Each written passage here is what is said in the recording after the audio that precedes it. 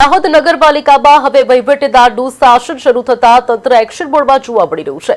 વહીવટીદાર મિલિંદ દવે દ્વારા શહેરમાં સ્વચ્છતા અને ટ્રાફિક વ્યવસ્થાને સુધારવા માટે ખાસ અભિયાન હાથ ધરવામાં આવ્યું છે। વહીવટીદાર દ્વારા શહેરના રસ્તાઓને ચોખ્ખા અને ટ્રાફિક મુક્ત બનાવવા માટે દુકાનદારો તેમજ લારી ગલ્લા વ્યવસાયકારોને માર્ગદર્શિત કરવામાં આવ્યા છે। ટ્રાફિકમાં અવરોધ ઉભો ન થાય તેમજ સ્વચ્છતા જળવાઈ રહે તે માટે સહકાર આપવા અપીલ કરવામાં આવી છે।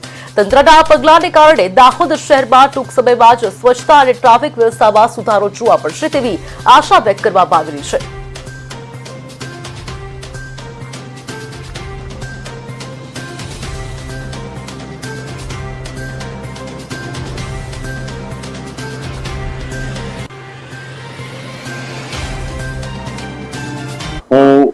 પ્રાંત અધિકારી અને વહીવટદાર નગરપાલિકા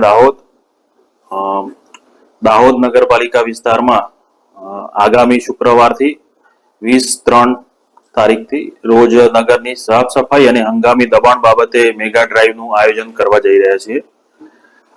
દરેક વેપારી મિત્રો અને જે નાના મોટા લારી ગલ્લા વાળા મિત્રો છે એમને ત્યાં સાફ સફાઈ અને ફૂટપાથ આગળ ચોખ્ખાઈ રહે એના માટેનું આયોજન થઈ રહ્યું છે।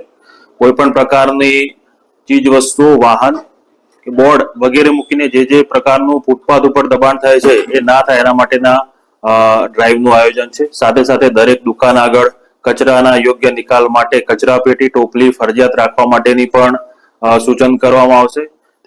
તેમજ તેમ ન કરનાર સામે દંડનીય કાર્યવાહીની આયોજન કરવામાં આવેલ છે।